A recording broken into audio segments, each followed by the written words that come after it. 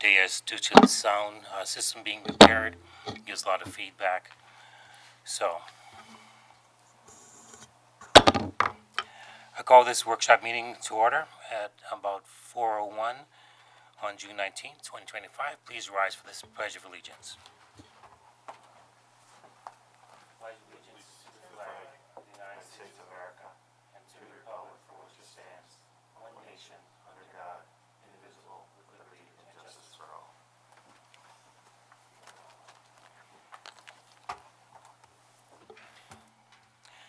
Meetings are recorded and broadcast online. So when it's your time to speak, please speak clearly into the mic. We have several presentations today, and that's by request of the town board or town supervisor in order to bring information to the general public for our knowledge. In case of fire, do not use the elevators. Walk briskly to the door. Do not run. Do not use the elevators. And please observe courtesy and decorum when speaking. Madam Clerk, read the roll. Supervisor Evans. Here. Councilwoman Cunningham. Here. Councilman Malone. Present. Councilman Perticone. Here. Councilman Weiner. Here. Attorney for the town. Here. Just a couple of quick notes on June 14th at 7 p.m., hosted by the American Legion Post 134. We have a Flag Day ceremony. June 21st, on the town campus, there's a Juneteenth celebration, and also want to recognize that this is National LGBTQ month. We have a presentation from Bonadio. Good evening, everybody. So I did leave at your places there a copy of the presentation. Mr. Turner, if you want one, Diana has an extra. I didn't know if you needed it or not, so. And now you do. Usually the attorneys give it back to me, so that's why I didn't even bother. Yeah, so we're going to review some draft documents with you this evening. I do have with me Spencer Idice. He's the manager on the account. And I think you're aware, but next week I have a conflict, so Spencer's going to be giving the presentation next week to the town board on my behalf. So if you have any questions, you can ask them tonight. Everything is in draft form. We did review this in detail with the audit committee, I believe on the 21st of May, I think was the date. Very good discussion, went through the documents in great detail. And so we don't really need to do that today, so we'll review some of the high points for you today. The first thing we're going to review is the letter that's on top, addressed to the town board. That is a required communications letter, and we do provide this every year. And if you recall, the way this is formatted is there's a bold caption, kind of explains what it is. My response is underneath that. So the first area talks about accounting policies, and we did have one new accounting policy this year, a new accounting pronouncement, I should say, that was implemented this year related to compensated absences. I've been talking to you about this the past couple years. We did implement that. There was no impact or significant impact to the prior year, so we did not need to record a prior period adjustment for that. We ran the changes through the current year, which is entirely acceptable in the standard. So your statements do reflect the updated information related to that. And if you recall, it just changed the definition of what qualified as a compensated absence and what was required to be picked up for the town for that. So that's all reflective within the financial statements. Otherwise, there was no other transactions or things occurring that did not have authoritative guidance. Everything was in accordance with the standards. Looking down below on the page related to estimates, we do identify and call out 4 estimates that are contained within the financial statements, the most significant ones, the first of which is the compensated absences liability, because there's an estimate related to how much time may or may not be used in the future relative to sick time, etc. So that's one of the things that we pick up. The second one relates to your other post-employment benefits obligations, so that's the retiree health care that's provided. That is actuarially based, and so is a significant estimate, as is the net pension liability, which is your share of the state pension system and the town's allocated share of that. And then lastly, depreciation expense, so the estimated useful lives of assets and how those would depreciate on your books is an estimate as well. So continuing on the next page, we take a look at all of those estimates, the methods and assumptions used to develop those to make sure that they're reasonable and that they are in accordance with standards, which they were. The The next category talks about sensitive disclosures that might be contained within the financial statements. The two that we call out are the OPEB and the pension, because those are actuarially driven. And so, if you change those actuarial assumptions by a little amount, they could have a significant impact on the numbers, which is why we call that out there. Difficulties encountered in performing the audit. Our job and our role here is we're hired by the town board to complete the audit. We're not hired by management.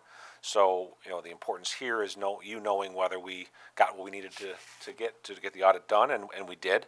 I know Diana's been having some challenges with the system, so, which is what it is, and we worked through that.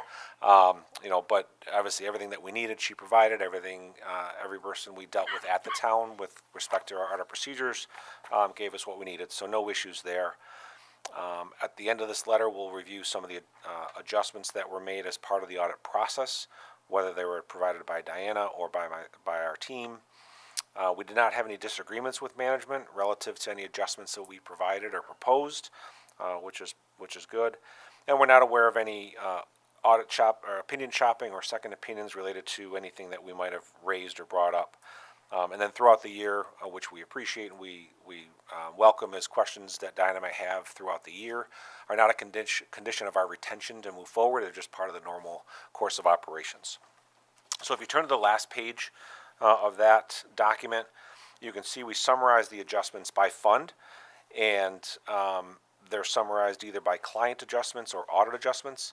And the difference there is client adjustments obviously are things that Diana provided to us after she gave us the initial numbers for the audit, things that she may have identified through her review, et cetera. And then we have items that we identified as part of our audit procedures that may have required an adjustment.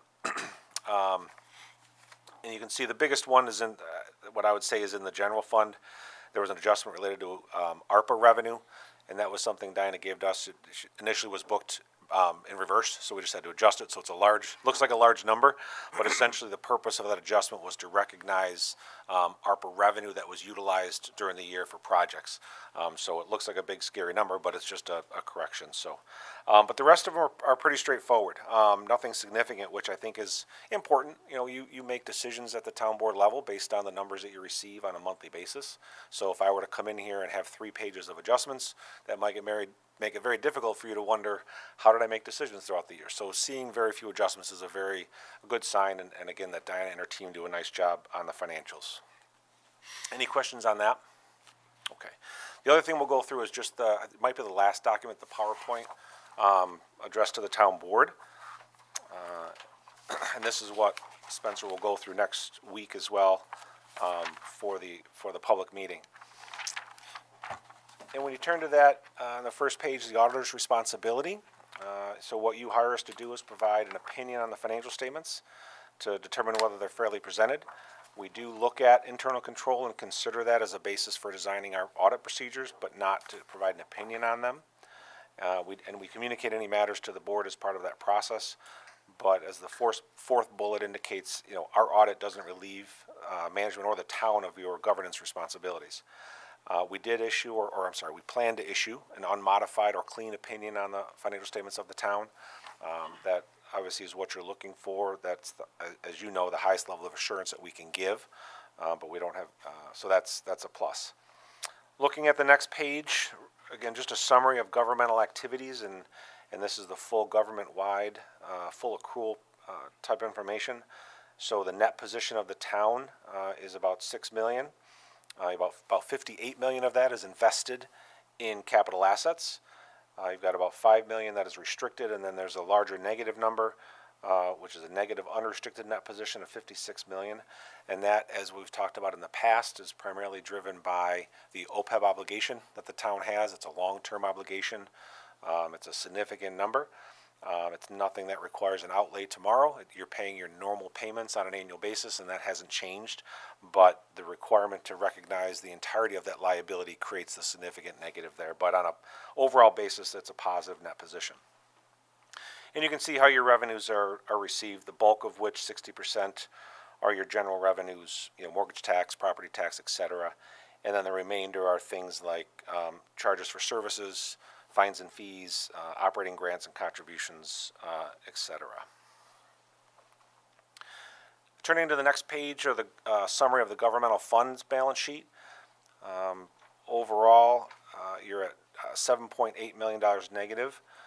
Again, because you utilize short-term financing using bands, you're always going to have a negative fund balance situation because bands are not considered a revenue source for the town. It's only revenue when it's turned into long-term financing.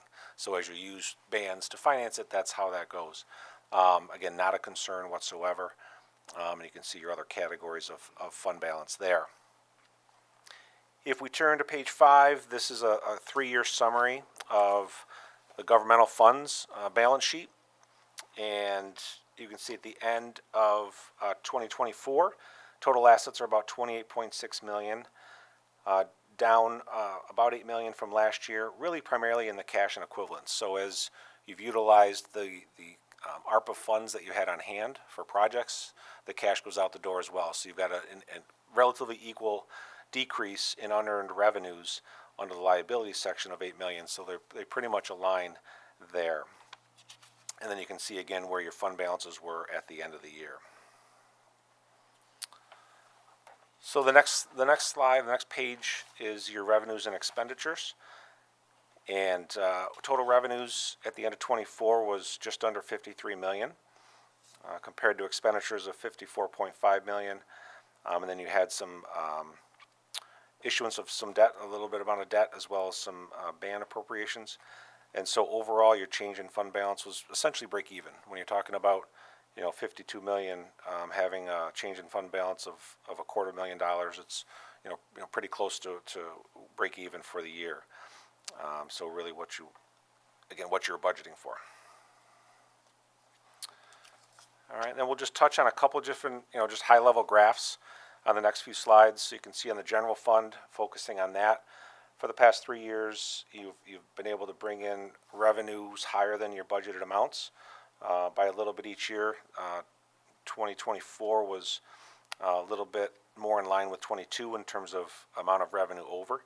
But that's, again, a positive for you. Expenditures on the next slide. Similarly, your budgeted expenditures have been higher than your actual, so you've been able to come in under budget for the most part, with the exception of 2022, but still very close in terms of where you were budget to actual. And then the next page on the general fund just shows you, kind of everything combined on an actual basis. You see the general trend lined up from 22 to 24 in both revenues and expenditures, but for the most part, revenues are trending higher, at least slightly, than the expenditures, which is good. And overall fund balance is hovering, just around $10-12 million. And of that general fund balance, 7.3 million of that is unassigned, which represents about 60% of your overall fund balance. So you've got some funds, at your discretion, to utilize from that perspective. And then just quickly on the next page is the highway fund. That's sitting at about fund balance of 1.6 million, which was an increase about $200,000 from last year overall. And again, in line with where you were from a budgetary perspective overall. In looking at slide 11 is just summarizing the American Rescue Plan funds as we're winding that down.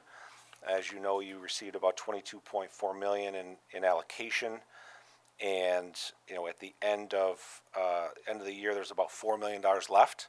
All of that has been obligated as required under the standards, so it's just a matter of spending that down at this point in time. And then we'll just touch on the last few slides. There's some upcoming accounting pronouncements that could impact the town, some more so than others. The first one really would have probably not a significant impact to you related to risk disclosures. Only if this was applicable to you would it be required. This is effective for next year. And let's just say you had a significant amount of businesses that left the town that would impact your ability to collect taxes. That would be a potential risk that would have to be disclosed. But again, not likely that I can see of an impact on the town. The next one is Statement 103, which is effective for the 26 year. That one will probably have an impact, but more on a disclosure and reporting perspective, not operationally. So they're looking at updating what's included in such things as the MD&A and things like that, just wanting more details for you. So nothing that's going to impact you operationally. And then lastly is another just disclosure type standard, categorizing or updating how things are reported in the footnotes for the town's capital assets. So nothing that's going to change operationally either, and that's also 2026. And that pretty much covers everything. If there's any specific questions that anyone has, I'd be happy to answer them.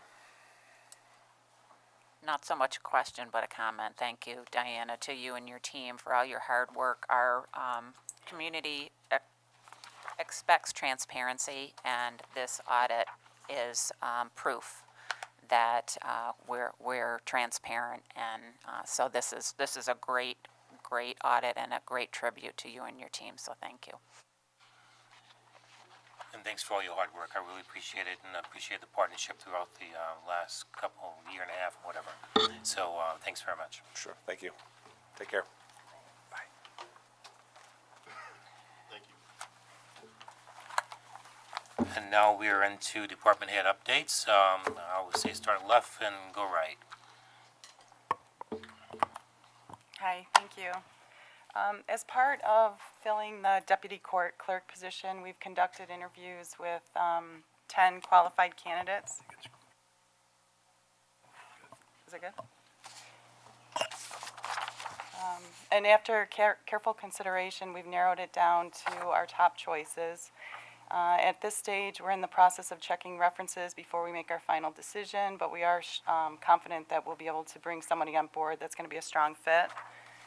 And also, we started the scanning process, the document scanning process, and that's underway. We've had the first set of about 34 boxes that have been picked up, and the next set will be in about 2 weeks. Thank you very much. Thank you. Mr. Assessor?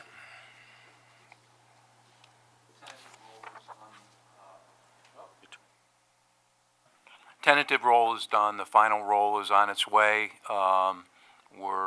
Had a very light Board of Assessment review this year. Thank you. Can I ask a question? About how many cases came before the bar? About how many cases came before the bar? There were a total of 5 hearings, and the rest were non-hearings, less than 30. Thank you.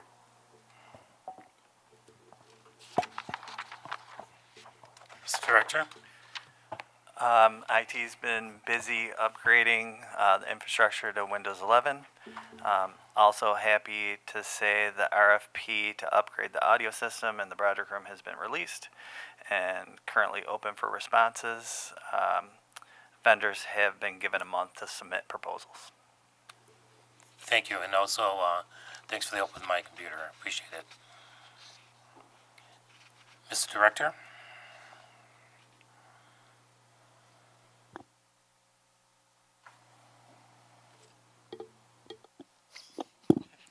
Just wanted to highlight why we're getting new audio system here.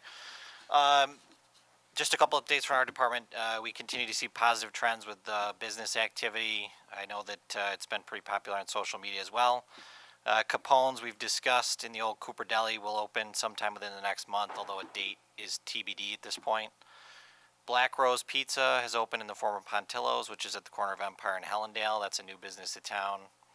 I'm sure most people have seen at this point, construction on the new Citizens Bank has begun at 525 Titus Avenue. It's a pretty good hole in the ground there. As well as the new RTS bus hub also at 525 Titus Avenue in front of the self-storage facility that has begun construction. Should be completed fairly shortly, as it's not much of a structure that will go up there. And then I also want to highlight that Seabreeze Park is opened again, another season here. They opened earlier in May. It's continues to be a family-owned amusement park, and it's the 13th oldest amusement park in the world. So just a highlight of the town of Irondequoit business here. We have seen a large and fairly sudden increase in long grass complaints over the last few weeks. We did have a slow start to the year in that department, although I can't understand it as it's been raining pretty much every day. We had 129 in the last 30 days. Our code enforcement officers have been diligent in following through on those, and we have cut a number of those throughout town and continue to do so. So we're up to date with those, unlike what occurred last year. Our building permit activity has also increased significantly in the last 30 days as the weather has finally turned. Our code enforcement officers all attended annual recertification training in May. It's a 3-day requirement that was fulfilled late May, so everybody's up to date with their training. We have a couple of large-scale development projects to discuss that we'll do so during the resolution period of time. I have a couple presentations here. We're excited about those projects. And then something I haven't done in the past, I think I am happy to do so, recognize some of our employees for years of service. Fire Marshal Jeff David, 1 year of service as of May. Assistant Fire Marshal Heidi Bale, who's here, she's got her 1 year of service as of a couple days from now. And then Michelle Nichols, to my right, Planning Zoning Coordinator, she's been here for 18 years, May of 2007. So thank you to each of them for their years of service to the taxpayers of the town of Irondequoit. Congratulations. Thank you. Yeah, congratulations.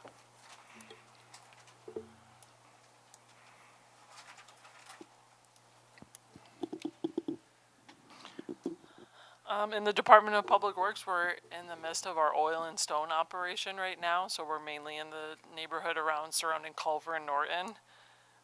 We are also in the midst of a project where we are labeling what we're calling bike boulevards. So what that is a path to get bikers off of the busy roads throughout town and get them on a path that might have quieter traffic. We're currently working on one to get people transact east-west across town. It's a combination of pavement markings as well as signage. We also are working on a trail book, which will highlight the trails in town as well as the parks surrounding in our town with other jurisdictions, just for information to get people out and, and enjoying, especially going into summer, getting out on the trails in our community. The Monroe County is planning a public open house. They are looking at the redesign of Thomas Avenue, and they are holding a public open house on July 15th. It's a Tuesday from 5 to 7 at the St. Paul Fire Exempt Hall. We also just finished a large area of sidewalk reconstruction. We did repairs around Armstrong, Wimbledon, Old North Hill, and the Dake area. So those are stretches of longer sidewalks that have been repaired.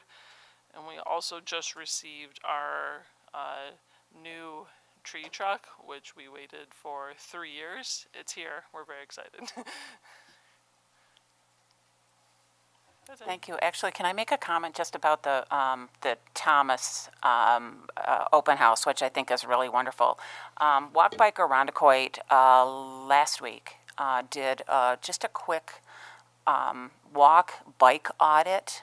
There's a whole structure through AARP where you can go out and take a look at traffic patterns and walking patterns and biking patterns. And so there were a couple of volunteers that did that on Thomas Avenue, and I know that they've got plans to look a little bit more closely, certainly during school times and then during the rush hour on the way home.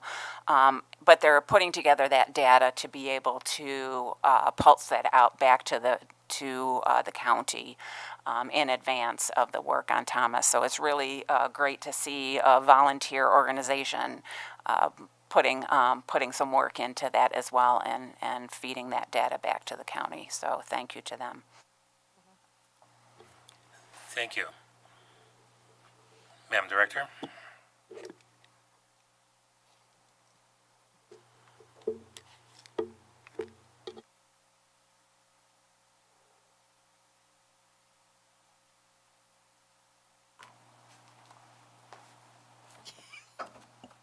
Thank you. In recreation, we are in the throes of summer planning and programming. Our weekly farmers market that takes place every Thursday here on Columbus Way from 4 p.m. to dusk. We just started with live music 2 weeks ago. And this past week, we were happy to celebrate Pride Month. We had over 2,400 people in attendance for that event. So it was a wonderful success. So we invite everyone in the community to come join us again this Thursday. Just a point of clarification, the Flag Day celebration is this Saturday, the 14th, here at the Town Hall campus at 7 p.m., and that is in partnership with American Legion Post 134. And we are also in the throes of planning for summer camp, so program planning and then hiring and training 70 seasonal staff to work amongst the 9 summer day camps around town this summer. And then, of course, everyone's favorite annual festival, July 4th Festival, which takes place here at Town Hall campus on July 3rd and 4th. Getting geared up for that. We host over 20,000 people over the course of those couple days. So it's a busy time for recreation and special events. Thank you. Chief? Thank you. Couple things. We're just finishing up our in-service, our spring in-service with our officers. Just got a couple more makeup days. We'll be all set with that. Want to make obviously you probably saw something in the news last week. We arrested the second suspect from the quadruple homicide. Not releasing any details until we get through the extradition process. Don't want to do anything that's going to jeopardize that. So once we bring him back to American soil, then we'll release a lot of the details from there. So it's good. All I got to say is it was having a person on the task force when this happened has been the rewards that's been with the town has been immeasurable, just because of the partnerships that we bring with that there. So as long as I'm here, we'll definitely keep somebody in at least 1 or 2 task forces because it's so worth it. I just got the report today back from the Attorney General's office. Officer Gramlich has been cleared. Everything's been no issues whatsoever with his incident back in March, so he is back on the road and no issues. And the last thing is we just finished up our selection for the Teen Academy. That'll be going the first week of August, and we have a full 12 participants this year. So it's been increasing each year, so this year has been a welcome addition. So and just everything else getting ready for the 4th of July and all the other festivals coming up here. So thank you. Thank you. Extend my, not only the team, but also I know that from a former life, the Marshal Chuck Salinas, give him my thanks. I know it's pretty tough. The marshals always get their man or their person. And I just wanted to say not only to the marshal but everyone else, thanks very much for all the work that they do. I know it was an international hunt, and from previously doing some, I know how difficult it is. So thank you, officers, and thank the team for doing this.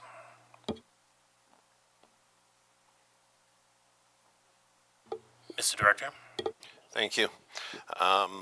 So we're working on a lot of stuff in HR as usual, some labor issues, finishing up the deferred compensation audit with Bonadillo. Not too many specifics I can report on, but I would like to point out that we still do have posting up for labor in DPW. We're going to be hiring up to 3 people potentially next month. So if anybody's out there and interested, it's entry level. We'll train you. Just need to be a decent person and work hard. Thank you. Mr. Evans. Oh, I'm sorry. Oh, yeah, actually, if could for the library, may I? Thank you, I appreciate that. Thank you. Just quick, the library board is looking for student representatives. it's a 2-year term. So if you're watching and you have a student who might be interested in serving on the board, it's a really wonderful committee, a really wonderful board. They're very hardworking, and it's been a great liaison position, too, to learn more about the ins and outs of the library. And we know that the ARPA funds, too, went towards purchasing books for our elementary students, and they have been in the schools, and students have been able to pick out 2 books for summer reading. So I know that the school districts are starting to pulse out some information about that. So it's really great. Kids are having a great time picking out their books. So I just wanted to let you know about that. I had something for you and I just forgot. Never mind. I'll think of it later. I'll come back to it. Chief Clerk? In the clerk's office, it's really just business as usual, lots of passports, lots of marriage licenses. Taxes did end on May 31st, so we are no longer collecting here at the town. Any payments do need to go down to Monroe County.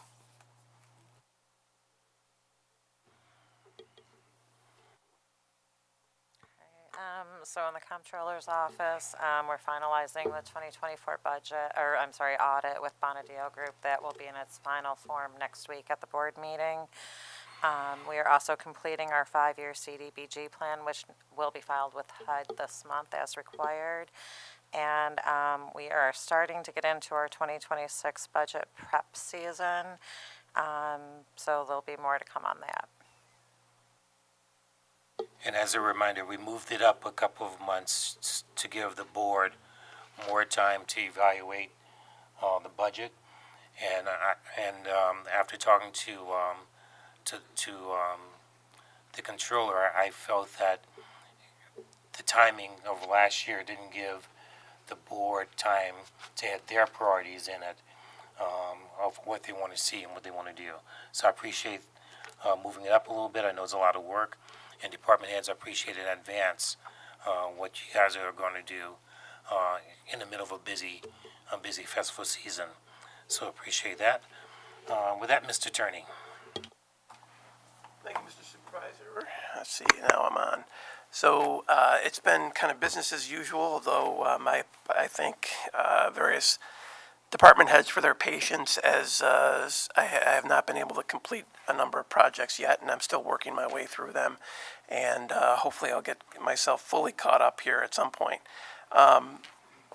We do have a signed contract, as the supervisor knows, for the Kings Highway transfer, and I think that they're just waiting for the abstracts, I think, and then we should be able to close.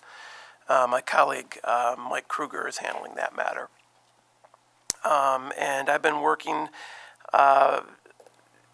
pinch hitting, if you will, with the planning board as they wrestle with the small cell, microcell applications, which they're going to be talking about that, I believe, tonight at their work session. And I'm also, as a work in progress, to kind of compile a template, if you will, to start the process for the short-term rental revisions, and kind of pending some input from community members and board members, and hopefully I'll have something ready to share here shortly. And that's where we stand. Okay. On the item of Kings Highway, how far are we away from the abstracts? Like 30 days or whatever?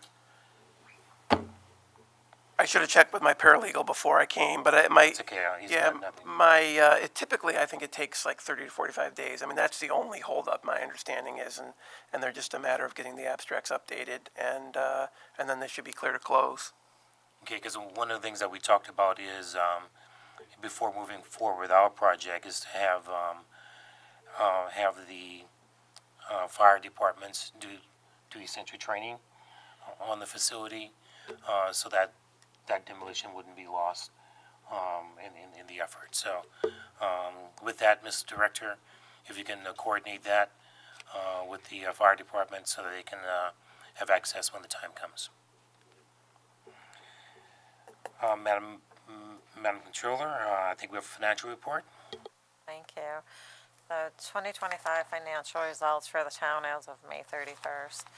The total expenses, actual as well as encumbered, are $20,034,000, or 46.8% of budget, which is slightly higher than the 41.7% of the year that has elapsed.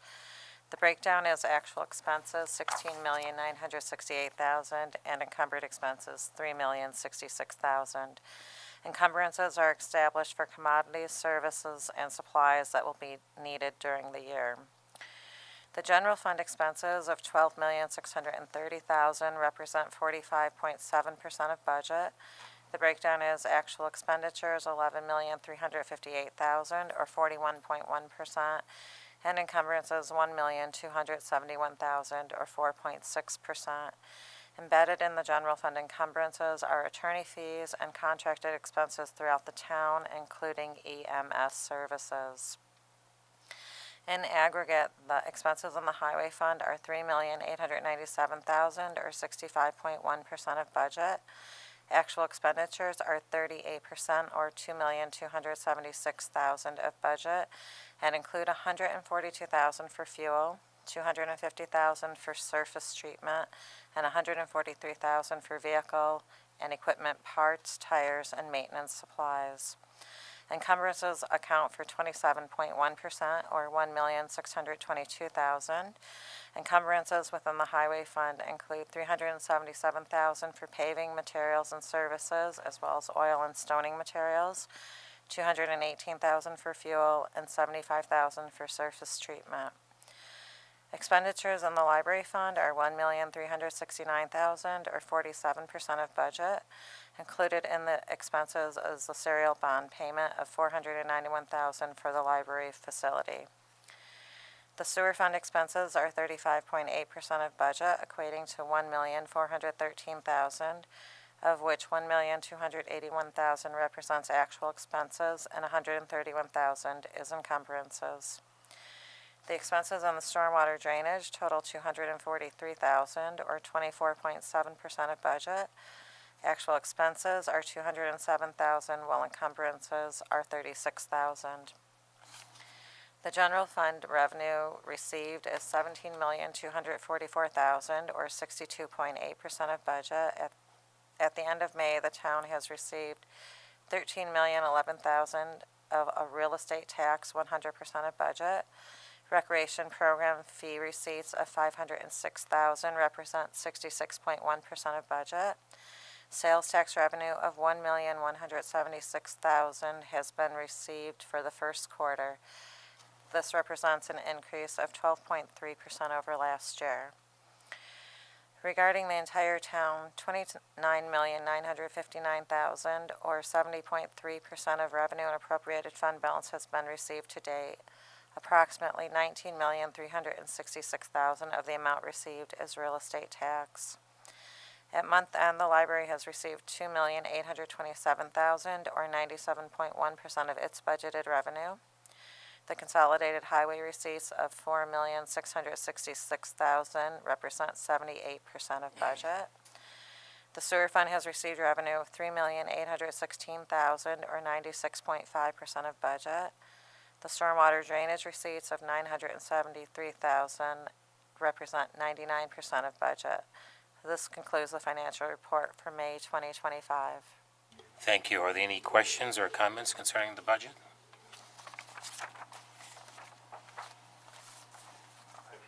Okay. All right. As always. Seeing none, Madam Clerk, we have some minutes to approve. Minutes to review, excuse me. Correct, the minutes are in the packet for your review. Are there any questions concerning the minutes or corrections that she needs to make before the meeting?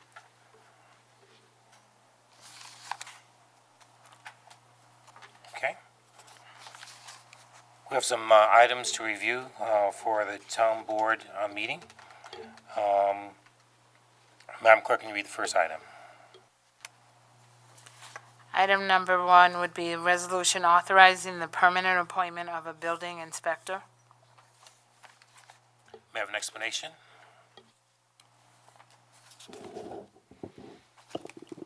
Sure. So Zach Reynolds was appointed provisionally. He has since passed this exam. He actually scored #1 on the list, so we're proud of that, and we'd like to appoint him permanently. Congratulations, Zach, and Zach is also a fellow veteran, so as we approach Flag Day, that's actually great news. Madam Clerk? Resolution authorizing the appointment of a motor equipment operator. Have an explanation? Due to a resignation, actually, we had a vacancy for an MEO. We posted it. A lot of interest in this position, probably a lot of promotional interest, and the commissioner can speak to the selection process. I think we're narrowing down on a candidate.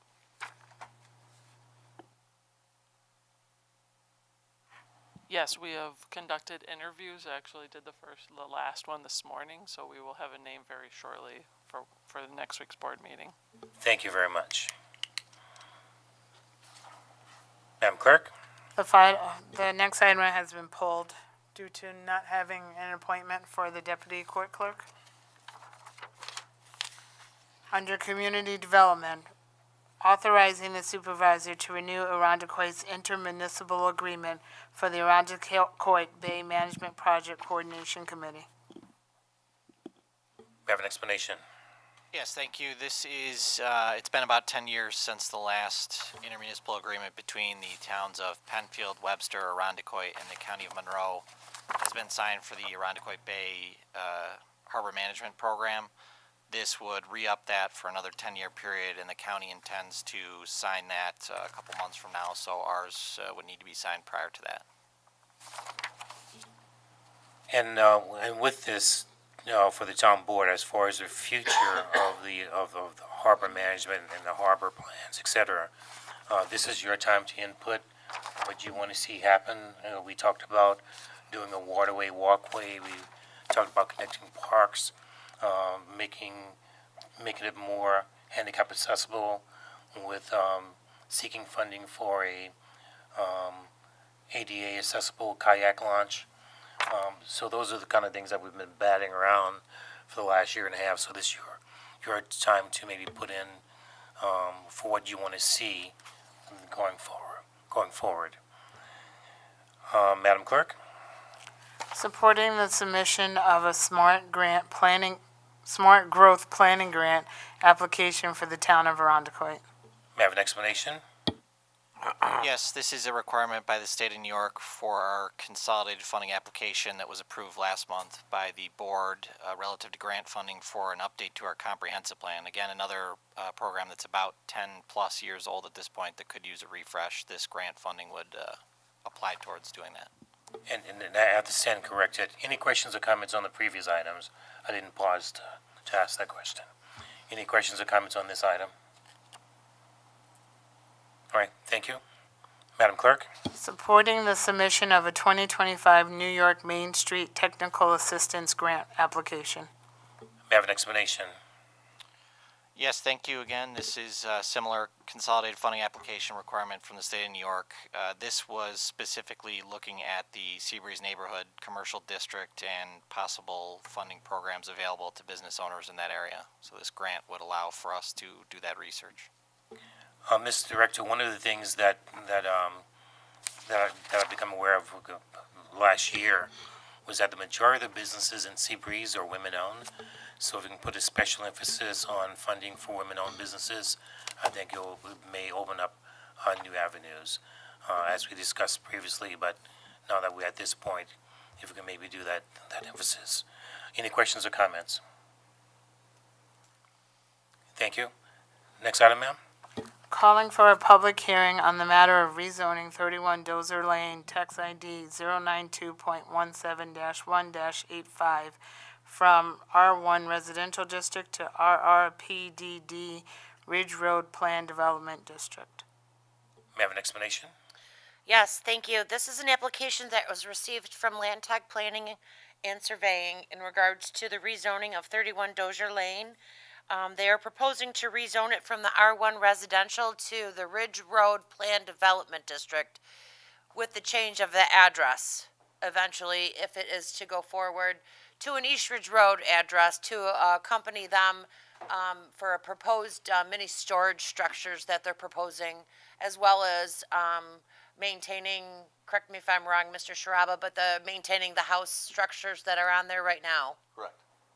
Mr. Sharaba's here for a brief presentation as well. Thank you, Mr. Chairman. Good seeing you again. Good afternoon, everyone. Thank you very much, Mr. Supervisor.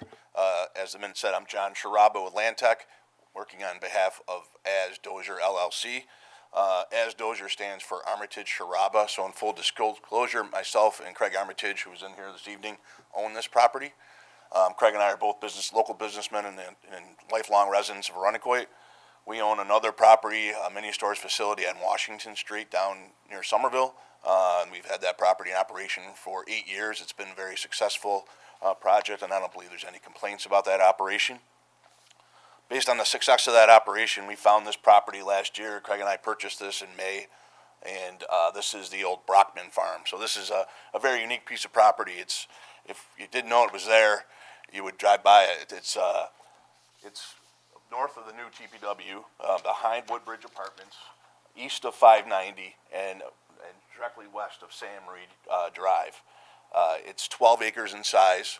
It's got historic outbuildings, farm operation, house that's on there, and also has 2 cell tower leases that are on the property. Property has access to sewer, water, gas, electric, and about 8 acres of it is flat and wide open. There is, it's called Hobie Creek that runs down between us and the DPW. That's in a large gully, and there's about 3 to 4 acres in there that's in an E-pod, and we have no plans on disturbing that at all. Based on the operation that I said before that Craig and I had, people have come to us that want more mini storage, and they are also looking for, hey, do you have a place where I can put my boat or RV? And then people ask, oh, can we rent 2 of your units and maybe run a business out of there? Well, that doesn't work down in Washington. But our business plan that we have for this property is to really do just that. We want to create 2 large buildings. We call them flex space buildings. In my practice, we have approved numerous of these buildings. They're popping up all over the place. Gates, Webster, Avon, Chili. And what they do is you cut these buildings into 1,200, 1,500 square foot units. They have water, electric, bathrooms, and people rent them. So the people that rent them are a lot of contractors. So let's say you're a landscaper. You could come here. This is where you could store your equipment or work on changing your blades and things like that. You'd have a phone or your computer, like a mini office, and you'd use this as a place to go, collect your stuff, and leave. And what it does is pulls all these small businesses that are operating quasi-legally in subdivisions. So you could have a framer, pavers, and it gives them a place. We oriented this design to have doors that would face to the south and to the west. This would limit any impact on the apartments or the neighborhood further to the east. We also intend to keep all the structures that are currently there so that we can keep the neighborhood as intact as possible. I think that these structures will also help buffer the neighborhood. The name Dozier Drive is unique because we have, our property actually goes down this little lane about 1,000 feet to Ridge Road, and that is owned by us. It's a private drive. But when the town took ownership of the right-of-way property and created the new DPW and built this road that is now dedicated, it created an avenue for this property to be developed. So any future development or activity on the property outside of this use, residential use, would access the property from the town road. And we think it's a good plan. We think it's going to be an asset to the neighborhood. We feel it's a viable plan. The uses in here could vary. There's also people that are hobbyists. There's a facility that I'm aware of where a guy's a woodworker. He puts his shop here and he does his woodworking there. And worked with the town staff a lot to try to figure out what the best district to rezone this is, because it's currently zoned R1. It's definitely not an R1 property. I don't think there's anybody that would want to build a house here. It could go multifamily, was one direction we could have went there. There was some fill brought in here. I don't know the stability of some of the soils that are there. Again, Craig and I are not in that multifamily business. This is something that we've operated and we know a lot about. And So that's kind of a quick overview. The buildings are, we're trying to keep an agricultural style to the buildings. I know this is a brown building, hard to see, it's out in your packet, but again, they'll have cupolas, and we'll dress them up so they look good. But again, I think the board will admit this is kind of a secret little property. No one really goes back there. I think Erin probably knows more about it than we do. She's the only one that probably sees it. So that's what we're looking to do. I hope the board agrees that this is a viable project, and we look forward to moving through the rezoning process and eventually get to the planning board for a site plan approval.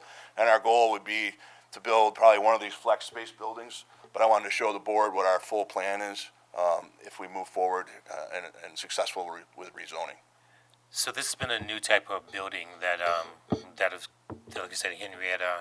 Well, what is your experience with the other towns as far as approving or rezoning for flex space? So it's been, a couple have been rezoned to this use, Chi-Li specifically, but a lot of them are in a limited industrial area or commercial area, so the zoning didn't have to get changed.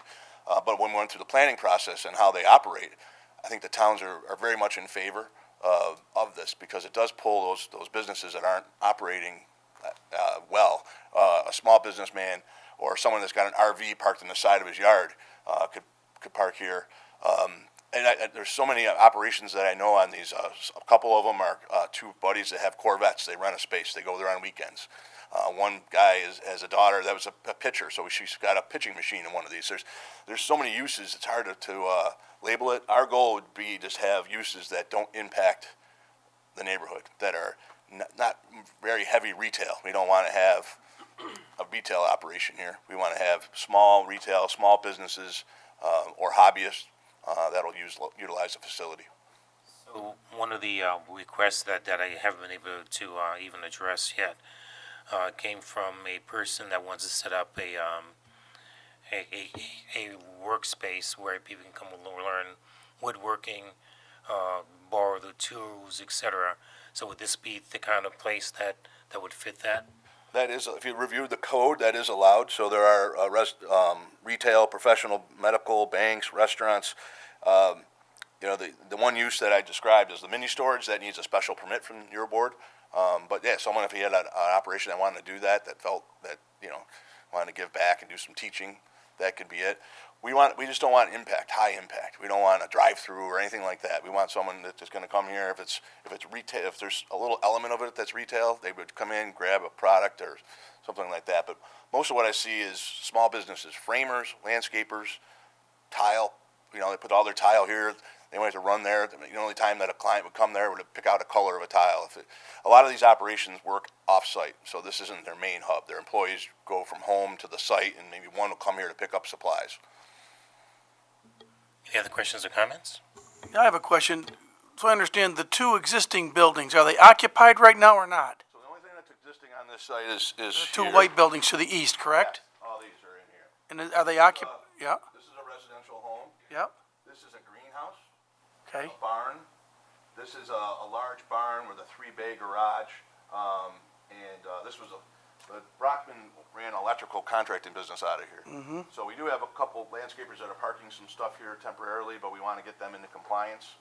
But we don't want to, Craig and I also, there's a 6-foot high fence behind this house. We want to add some more landscaping to that. But I think that these houses are to stay, and we're fine with a condition of approval on that. We love these structures. It's a really unique area. Craig and I spend a lot of time there. We fight who's going to cut the grass. So you plan on utilizing those spaces once this facility's built? Yes. Okay. Would But they be again, low accessed? impact. Would they be accessed off the current The only flag? access we want to this property from Dozier Drive would be to the home. This is rented out, and we want just for the residential use. But associated with that would be garbage trucks, and Amazon would use that road. Everything else would be fed from the town road.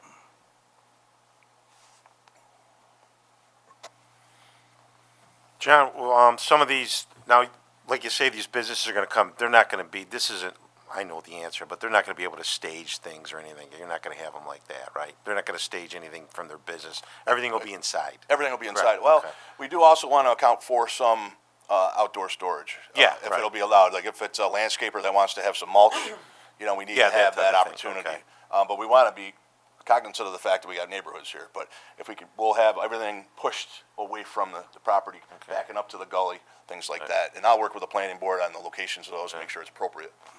So right now, garbage goes down Dozier Lane?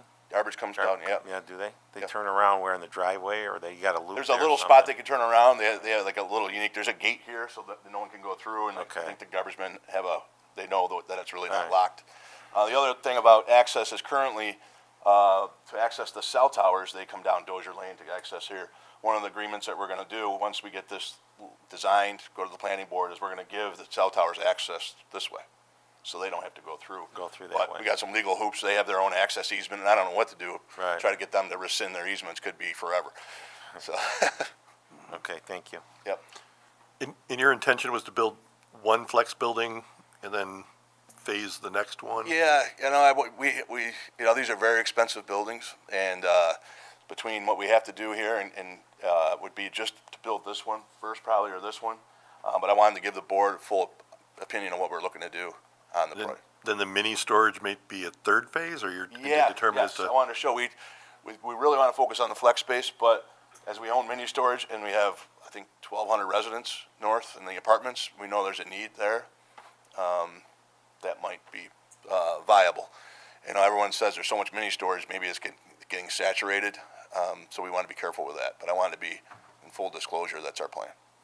I am familiar with the flex building type product. I do think that's a good transitional commercial type use for, and I know there's a lot of small businesses that operate out of their houses in Arundecoit, and perhaps to be able to transition from, house to, these are like your next step before, you might need a huge warehouse and office space. So I think that that's a good, commercial attribute to have to our town for small Yeah, we're business. trying to keep the rents less than $2,000 a month per unit, so that, depending on what our costs are to build this project, but I think that's a number that most people can handle. Mm-hmm. And 1,200, 1,500, that's a good square footage, I think. Yeah. Yeah.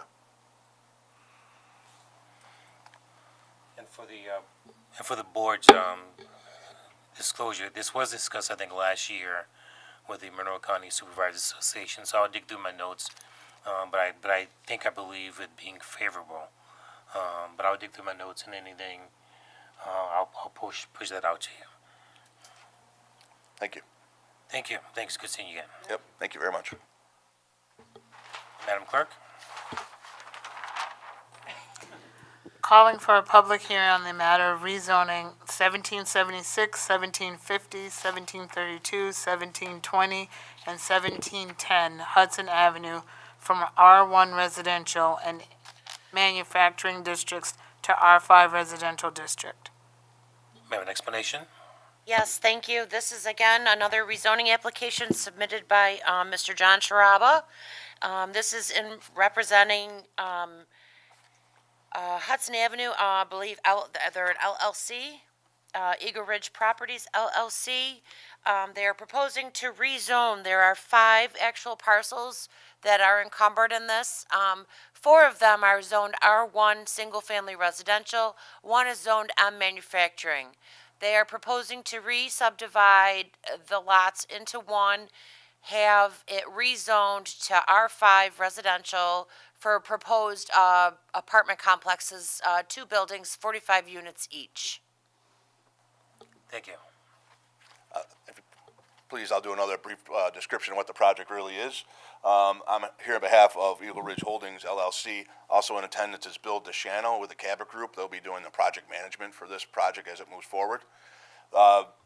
This property, I think we've all driven by it 100 times. When you go down Hudson Avenue heading south, this is between Pontillo's and the Quickville.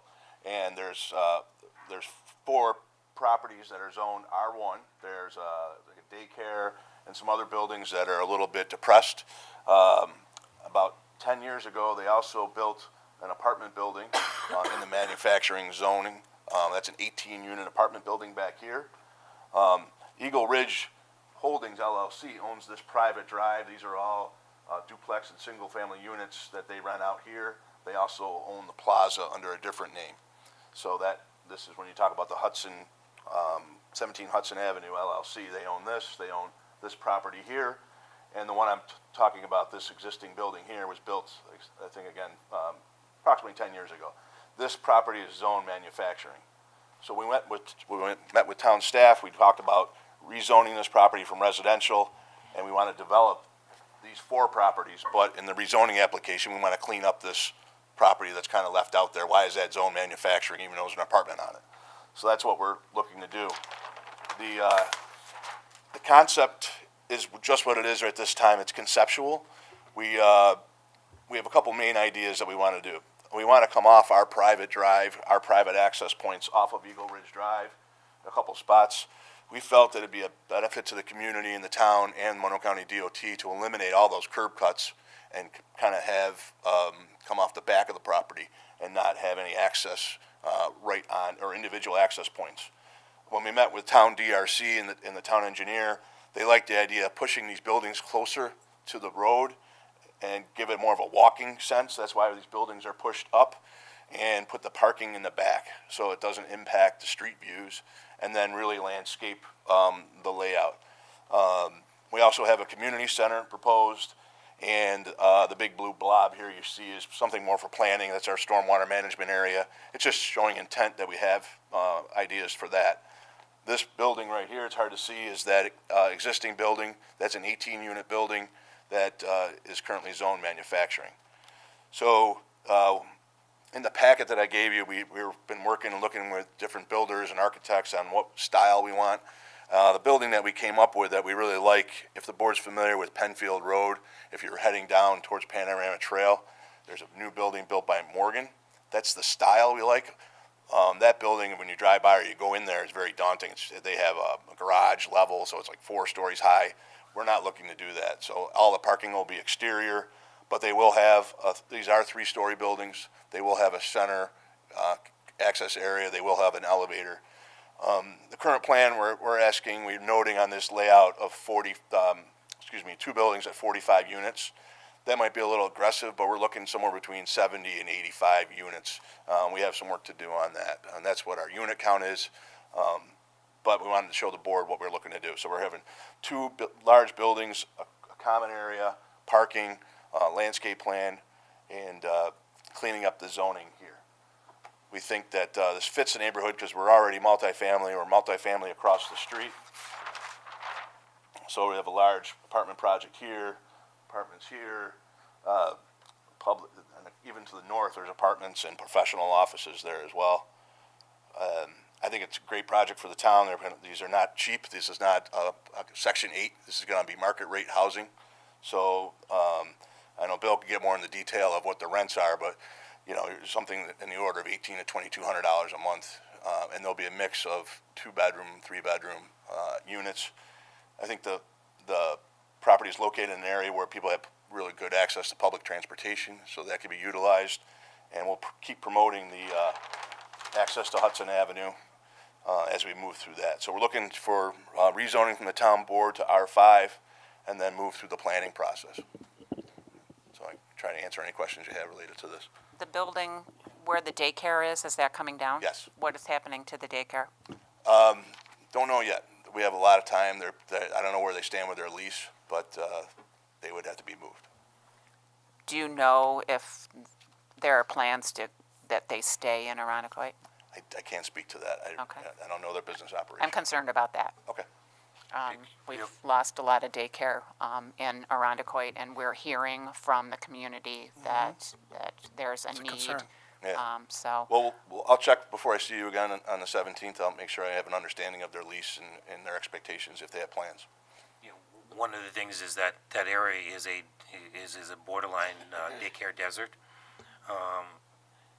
and I've been trying to work to recruit or find locations for more daycare for the last 18 months or so. So that's also my concern for the residents.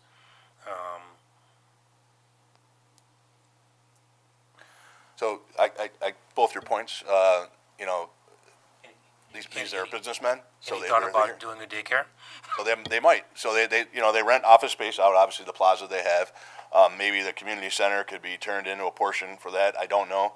But I will review with my client and see what opportunities we have. If not on this property, somewhere else. That new manufacturing area would be a great space for a large daycare. Yeah. So if I could, just so I'm clear, the manufacturing building, is that vacant right now or not? This is existing. And that's gonna stay? It's an apartment building. Oh, it is, okay, but it's zone manufacturing, okay, Manufacturer, we're just cleaning it up, kind of do a housekeeping gotcha. thing. Okay. And no proposed changes in that, other than I show an access point to the development through there. Okay, thank you. But there's other areas. There's open space here. You know, there's more opportunity here. So maybe we can incorporate something, if not on this site, somewhere else. Right.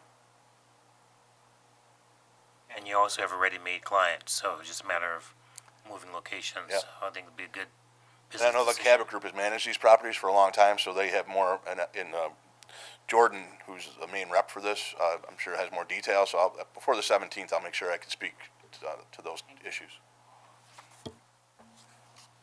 Any other questions or comments? Oh, just that I love that you're considering putting the building close to the street and parking in the back. I love that. Thank you. I just wanted to let the board know that I do have hard copy packets, so should anybody want a hard copy of both applications. Thanks very much. Thank you. See you in a couple weeks. Madam Clerk? Under IT, authorizing the purchase of security cameras for the police department, DPW, and transfer of funds. May I have an explanation? Thank you. This resolution will replace a failed camera at the front of the PD location. It's also going to install a license plate reader in the main gate at the DPW facility for security and more functionality over there.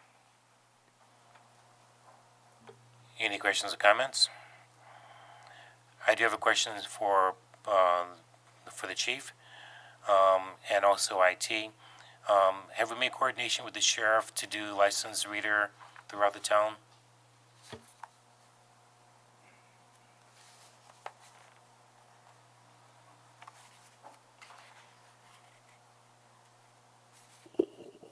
Yep, we've been in coordination with the sheriffs for the last year and a half. They're going to be placing 3 static license plate readers throughout the town, and we are actually purchasing vehicle-mounted ones right now. So after that, we'll look at it. Law enforcement tech grant is supposed to be opening up again this year, and so we're already starting our groundwork to be able to look at different places all the way throughout town. Thank you. When I saw the sheriff about 2 months ago, or the deputy sheriff, I think there may be room for a 4th, where one community turned it down, so we can actually add 4 on into Irondequoit. The last time I checked was one up on Pattonwood and at the bridge. The other one is going to be Culver and Eastridge. They were also looking at possibly up at Hudson Eastridge, just for all the larceny crimes. Do me a favor and see if there's a chance for a 4th one. So I think one of the communities turned it down, so there may be an opportunity to take advantage of that. Okay. Thank you.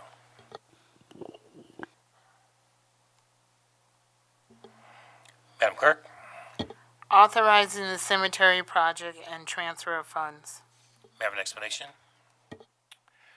Yeah, this project will bring the cemetery into the network for both access control and for cameras. Any questions or comments? Madam Clerk? Authorizing the purchase of laptops and transfer of funds. May I have an explanation? Through the upgrade process to Windows 11, there are certain assets that are unable to be upgraded. With end of life coming in October, those just need to be brought into compliance. Also, through natural attrition, we've lost some, so we're down to like no spares. So this will kind of fill in the gaps as we need them. Any questions or comments? I did notice the purchase order was shipping them to Annie Seeley here at the town end. Yeah, you know, I've contacted Dell many times to try to get them to change it, and they're just stubbornly persistent that Annie is forever Understood. our the client. Madam Clerk? Authorizing the purchase of a server and the transfer of funds. May I have an explanation? This is, as we've expanded the camera footprint at the recreation center,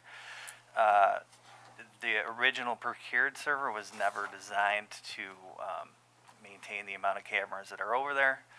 So it's just a very, very short window of retention, and also it's failing frequent enough it needs to be replaced at this point. Any questions or comments? I do have a question. As far as the background for the new server, are you anticipating, more need down the road, so we have to do this again? Is that a possibility? It's always a possibility, but this this has growth. It's spaced out for a terabyte per camera, and we currently have 25 cameras, so we can grow another 4 if we need them. It's always that balancing. Sure. How much more do you want to buy Right. to potentially never use? Yep. Thank you. Madam Clerk? Authorizing the attendance at criminal investigations using cellular technologies basic 40-hour cellular investigations course. Chief? Yes, this is for Investigator Kuhn. She's the last person that needs to attend this, last investigator. And obviously with the way investigations are all based on electronics these days, it's definitely needed. Any questions or comments? Madam Clerk? Authorizing attendance to K-9 Building Search Tactics Workshop. Chief? Yes, this is for Officer Richard Cole and K-9 Ollie to attend the Building Search Tactics Workshop. The Monroe County Sheriff's bringing in an outside instructor, Nick Hodgin, Prospect K-9. Just a way for us to kind of look at some outside training tactics and techniques, and a good way to expand some skills of our one of our K-9 teams. Any questions or comments? Madam Clerk? Authorizing stop signs on Seneca Road. Chief? Yes, sir. Obviously, Seneca Road has always been a hot spot for speeding complaints, and obviously going back and forth between the town board and ourselves, and trying to get these resolutions done here. Obviously, the best way that we're looking at it right here, as far as the cheapest way and probably the most efficient way, is going to be installing the stop signs there at Woodland Street and Rudman Road in both directions on Seneca, to try and keep that traffic to slow down when it comes off the traffic circle, and then when it's also coming from Culver Road, especially in those high traffic times on Titus Avenue. Will this cancel the redesign of Seneca Road, or we're just gonna put stop signs? I think the stop sign is probably a great start, and then the redesign, obviously, I think the last price was, $80,000 for the redesign. I think the stop signs are an economical choice to actually see if that works first. Okay. Any questions or comments? Madam Clerk? Authorizing acceptance of New York State Division of Homeland Security and Emergency Services grant in the amount of up to $34,000 for the years 2024 to 2027. Chief? Yep, this is, as you can see, I included the letter to the county executive with the money that's being authorized to the county entities, and our part of it is going to be what you see here, the $33,000. Most of it is for equipment, and we're going to be using that for 2 license plate readers to be mounted on 2 of our police cars. Any questions or comments? Madam Clerk? Authorizing the purchase of one 2022 Dodge Charger Police Interceptor to be used by the Arundecoit Police Department. Chief? Yes, this is actually replacing the 2021 Dodge Charger that was just totaled out. That one had almost 110,000 miles on it, and this is our way to get a 1-year newer vehicle with about almost 40,000 miles less on it.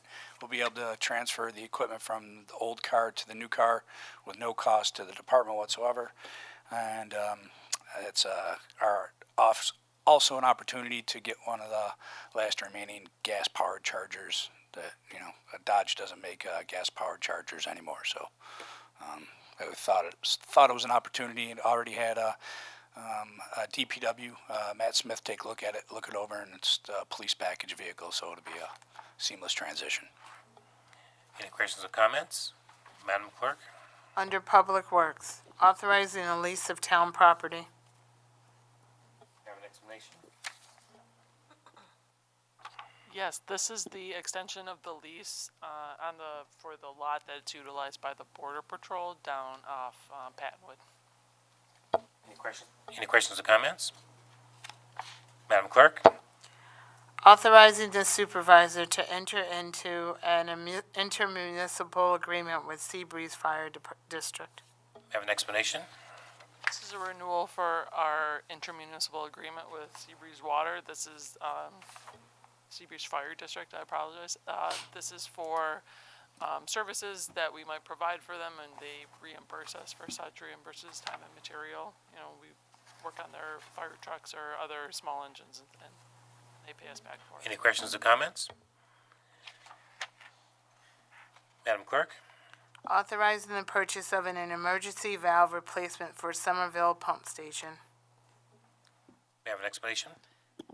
Yeah, this is for the replacement of our check valves on the pumps at the Somerville Pump Station. This pump station is one of our larger collection areas and has a short time before we can't have the pumps running, so we would like to replace the check valves before that happens. Thank you. Any questions or comments? Madam Clerk? Under Town Clerk, authorizing the Town Clerk as a marriage officer. Explanation, please. So I received several requests to marry people. So I spoke with a couple of town clerks, namely in Penfield, and she said as a town clerk, you can be authorized by your board to perform weddings. And I had one request today. I said, no, maybe tomorrow. I think it's a good idea. Or next week. Any questions or comments? Madam Clerk?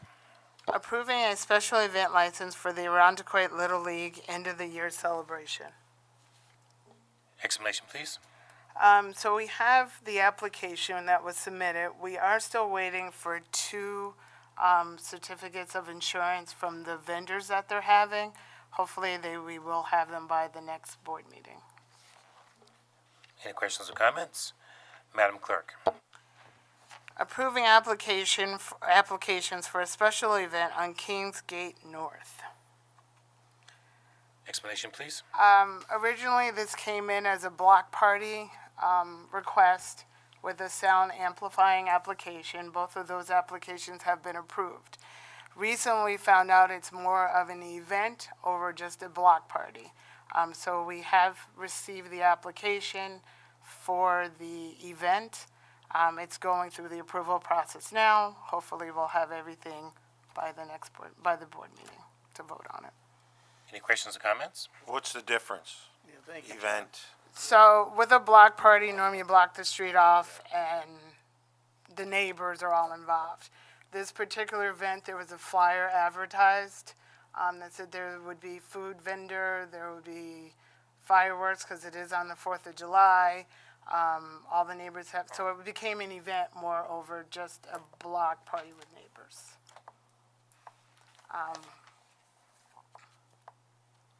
Chief, is there any concern with how close it is to the town hall as far as security or? Sure.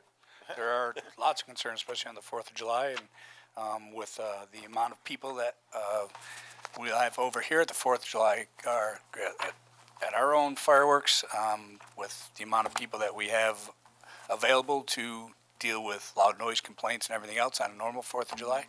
Huge concerns, but I don't have the power to, I don't see any safety concerns as far as that, but I obviously,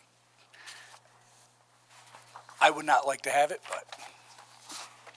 I guess I would share your concern too about fireworks. Yeah. I didn't know anything about fireworks being applied for these here.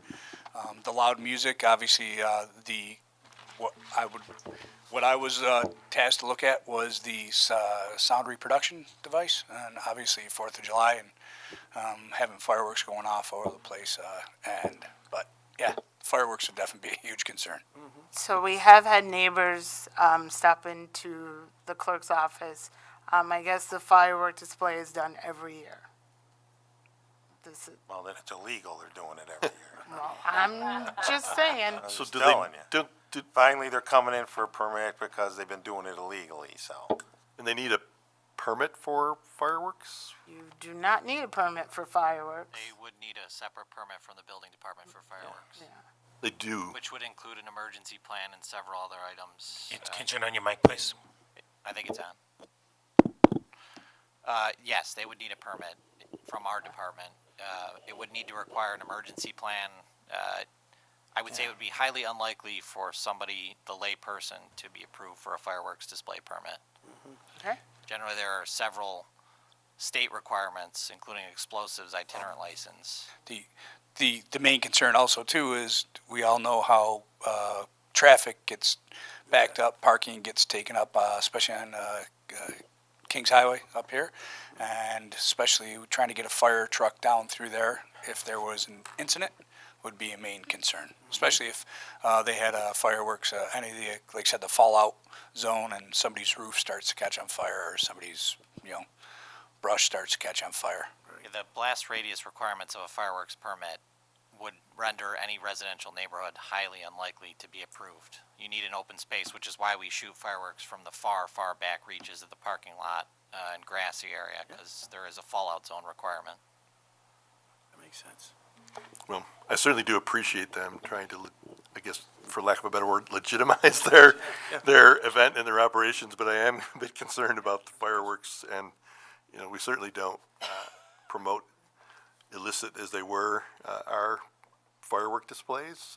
I know it's a constant problem with people in other neighborhoods, dogs, children, things like that, but, yeah, I can't imagine how a residential neighborhood could get permit or approval to do safely fireworks within there.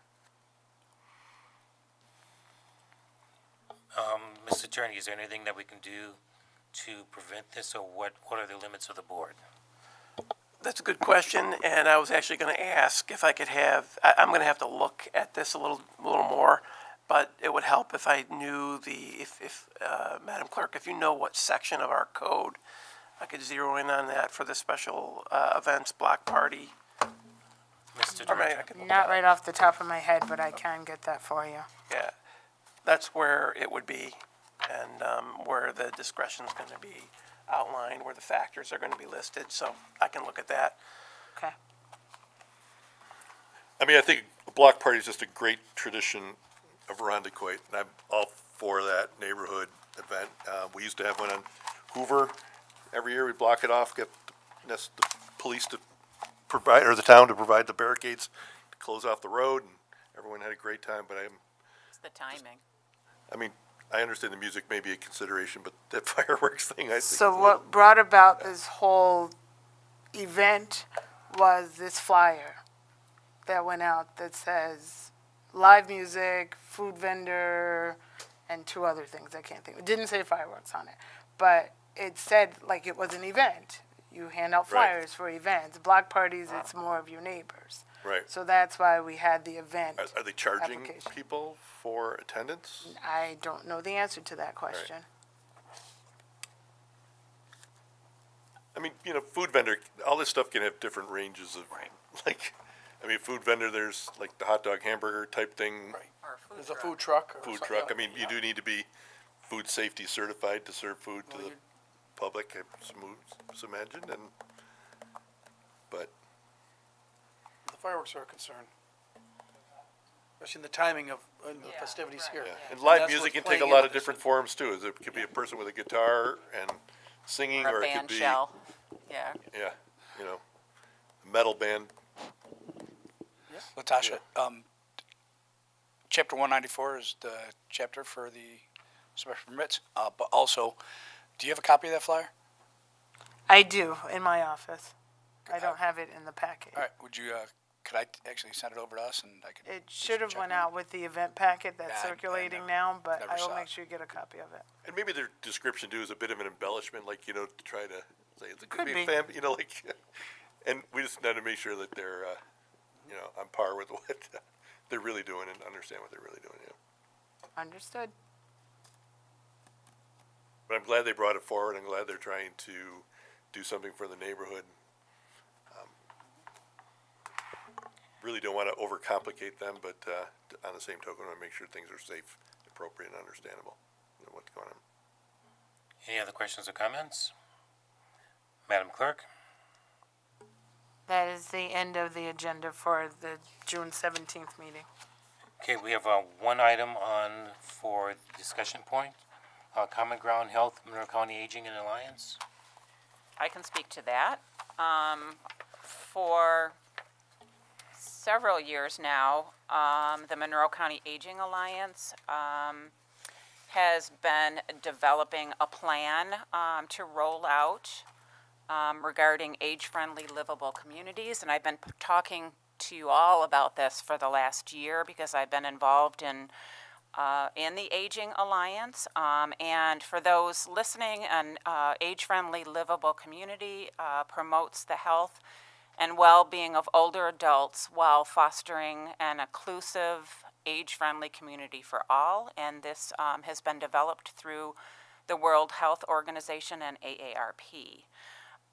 So right now, the Monroe County Aging Alliance is in the process of rolling this out to municipalities, talking about what municipalities can do, which could be anything from a resolution saying that we are age-friendly, but also we're being asked to choose 2 or 3 goals towards becoming age-friendly.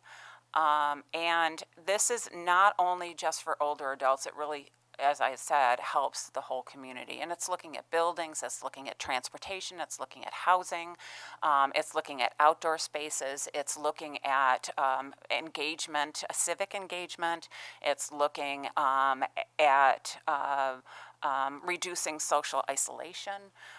And the goal is to create a community where people want to live their whole entire life. Years ago, 10 years ago or so, Lifespan did quite a bit of work in Irondequoit, and that's about older adults, and that is where the A Town for a Lifetime came from. It came out of that initiative.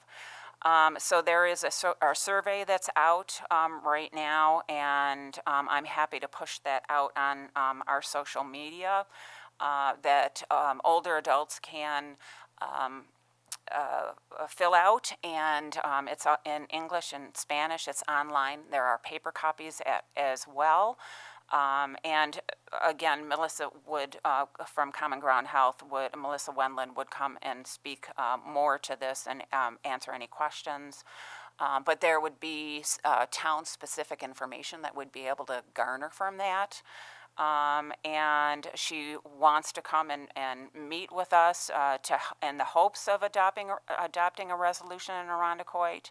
And it could also mean having focus groups within our town to find out the needs of our community. So Melissa Wendland from Common Ground Health is heading up this project for the Monroe County Aging Alliance, and she'd like to spend about 15 minutes with us during the next meeting. That would be great. I think it would be great. Mr. Lane, the items that she mentioned, isn't that covered under per housing already, or is there anything other than social isolation is the only thing I didn't hear that may not be in the per housing designation? Yeah, some of those items were included in that program and that application.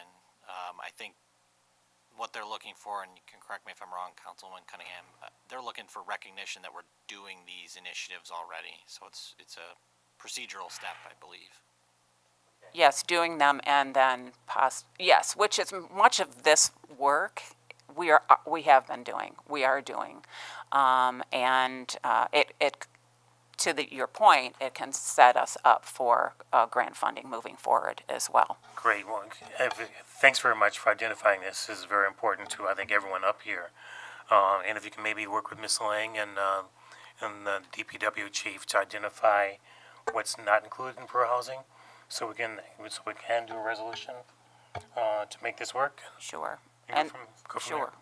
And this is also something that I think would involve the recreation department too, so I think that there's a lot of potential. Sorry, I didn't mean to leave rec off. Thank you. So it's not just housing. There are actually 8 domains that Melissa will talk to us about. But housing is a part of that.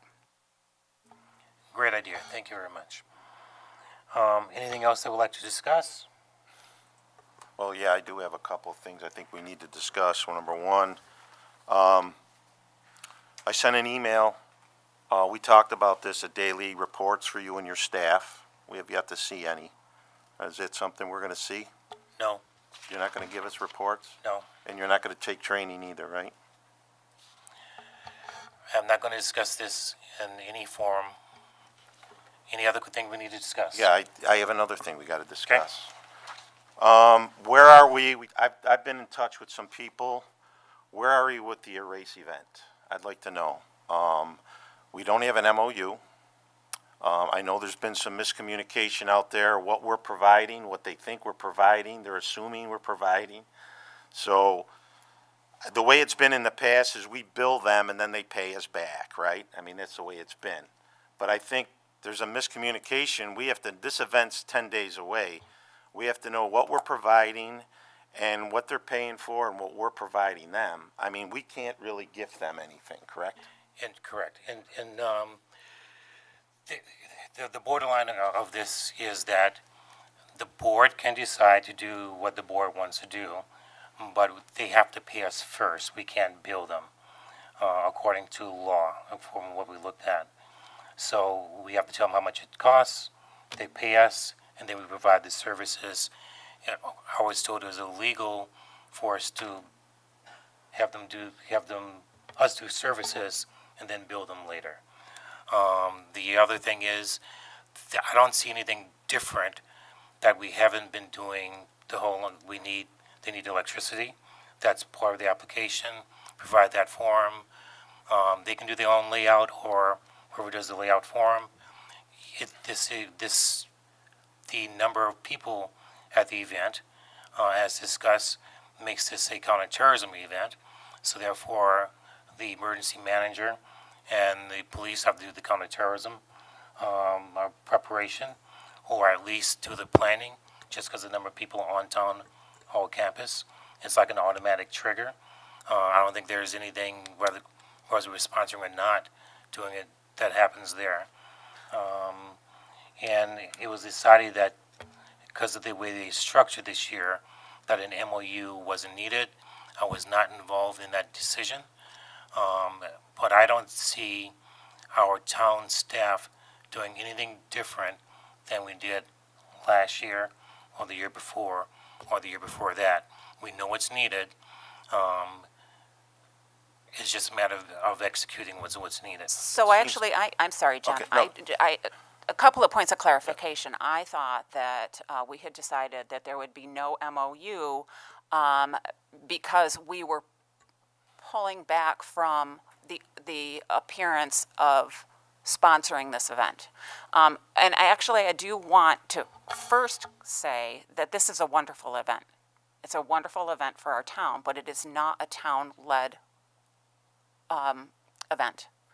And I'm starting to see some communication being rolled out that makes it look like the town is sponsoring this event versus this being an erase event. And I think also that our staff has been kept out of any kind of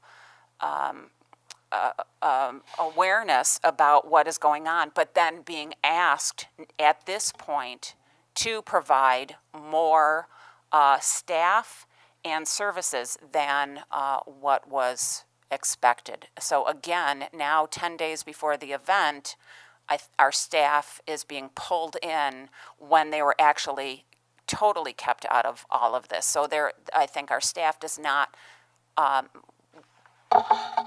staff was kept out and are now scrambling. I'm Well, sorry. that kind of happens automatically when you tell the department heads that they cannot communicate with me directly.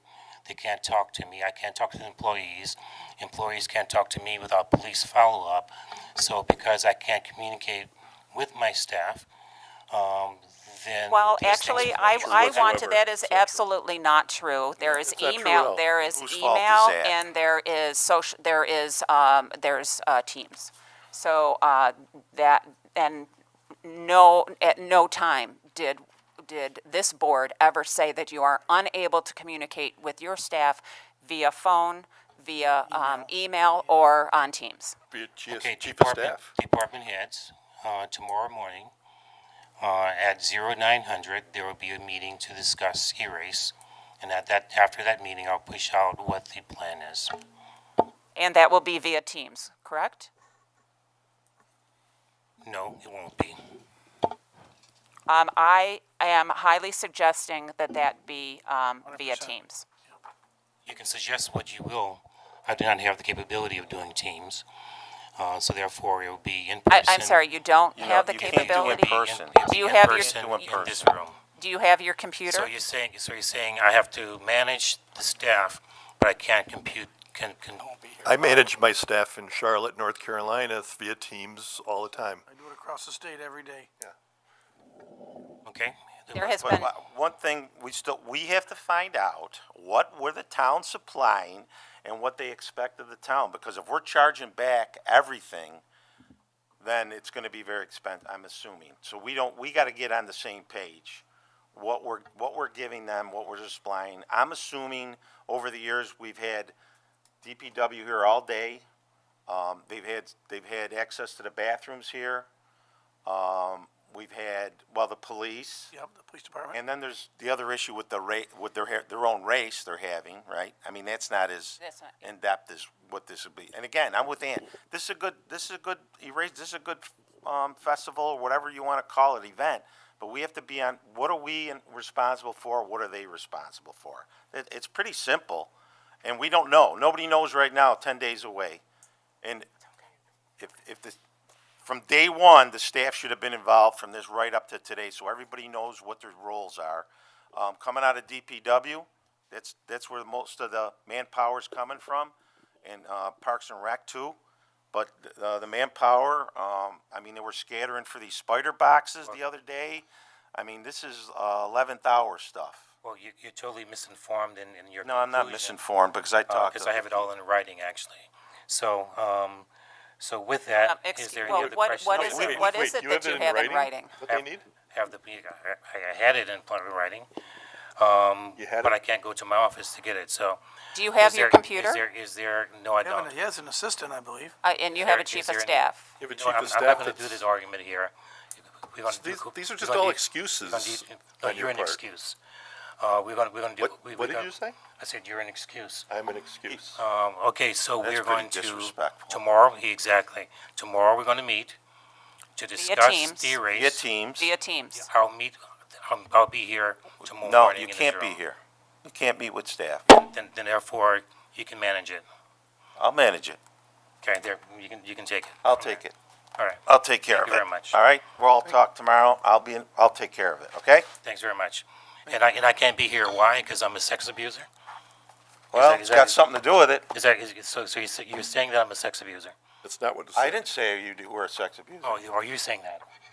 So why That can't, is not so what why There's been can't I? investigations, not us. So you're saying that You're not investigation. supposed to meet with staff. I think we need to cut this Yeah, conversation off. let's end This it is right now. not, this Let's is end the not meeting helpful. right now. I think you should also think about I don't think you guys need to think about your actions. So next time we meet, why don't you censor me for being black, because we know that this. that's Oh, what it's don't all go about. there, That is okay? not Don't true go there, all whatsoever. right? Okay, so. Yeah. why I don't think you we just should not censor- even respond to let's that. Let's cut to the I chase. think we should not Censor me- respond to censor me that. from being black, because that's what it's all about. it is not. No, it's Okay, not. That's what it's all The next workshop about, meeting okay? is July 14th at 4 PM, followed by the regular town board meeting, July 22nd at 7 p.m. This includes the workshop meeting for June 9th, 2025. Can I get a motion to adjourn?